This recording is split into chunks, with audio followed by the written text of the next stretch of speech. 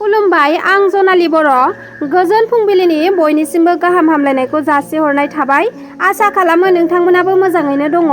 दिनै 2023 मायथाइनि 12 सेप्तेम्बर। नोंथांमोननि थाखाय आं गोदान खौरां लानानै फैदों। अन्नानै नोंथांमोना भिडिअखौ जोबजासे नायलांदो।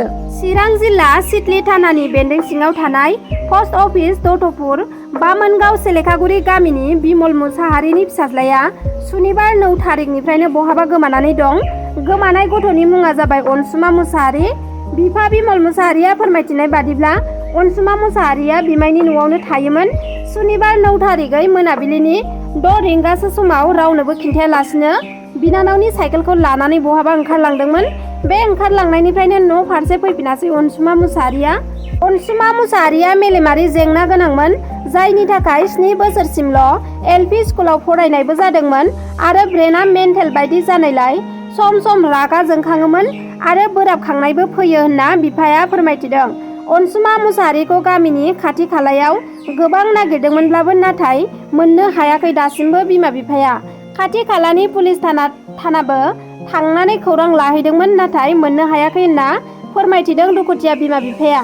दा बेनिखायनो ससियेल मिडियानि गेजेरजों रायजो राजाफोरा बहाबा अनसुमा मुसाहारिखौ नुसनबायोब्ला हमना हरनो थाखाय खावलायहरदों आरो न'खरनि मबाइल नाम्बार होखानाय दं। बे नाम्बाराव हमना मोनोब्ला खौरां हरनो थाखायबो खावलायहरदों अनसुमानि जोनोमगिरि बिमा बिफाया।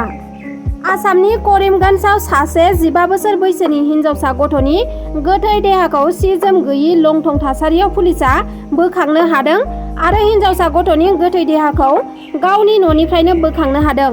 गथ'नि न'खरनि मानसिफोर आरो गामिनि मानसिफोर बुंनाय बादिब्ला बे गथ'खौ जिनाहारि खालामनानै बुथारदों होननानै सन्देह खालामनाय जादों।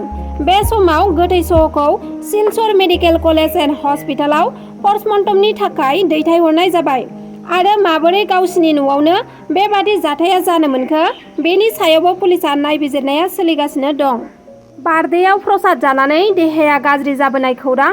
थांनाय बिस्थिबार सानखालि बाक्सा जिल्लानि सिङाव थानाय बेंसिबारि गामियाव बुद्धि बर'नि न'खराव फिसौजोनि बारदे फालिनायलाय गामिनि सुबुंफोरनो बुट एबा प्रसाद जाहोदोंमोन। बे बुटखौ जाखांना सा 12 जन बुट जाग्रा सुबुंफोरनि देहाया हरखाबै गोब्राब गाज्रि जाबोयो। सुलुङाव फोरमायनाय बादिब्ला बुट जाखांनाय सानथामनि उनावनो साफा साफायै गोबानाय आरो खिनाय जायो आरो देहाया गोब्राबै गाज्रि जाबोयो। जोखोम जानाय सुबुंफोरखौ दायो मसलपुरनि रबि बर' मुंनि देहा फाहामसालियाव थिसननाय जादों।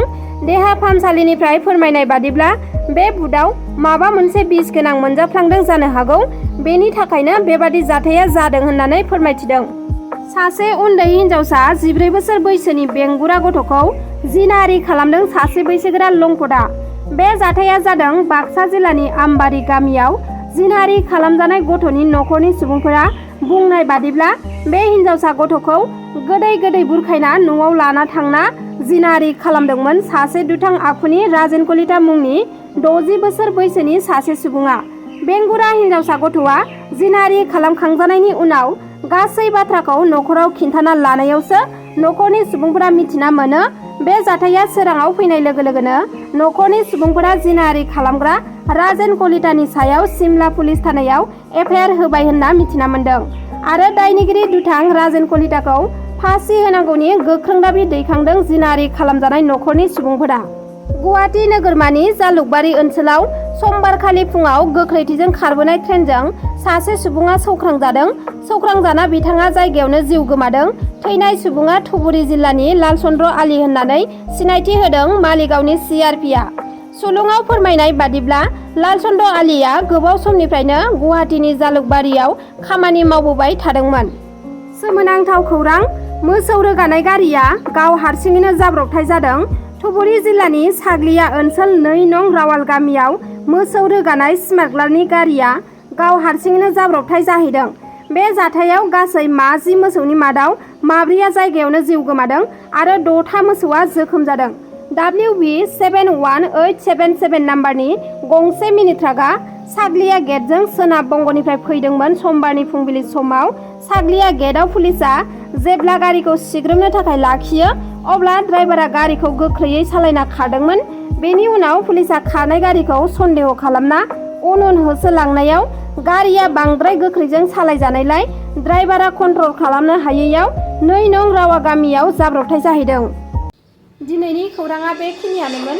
नोंथांमोना जुदि आंनि चेनेलखौ साबस्क्राइब खालामाखैब्ला अन्नानै साबस्क्राइब खालामनानै ला, जाहाथे आंनि गोदान भिडिअ एंगारोब्ला नोंथांमोननाव सौहैनो हानाय बादि।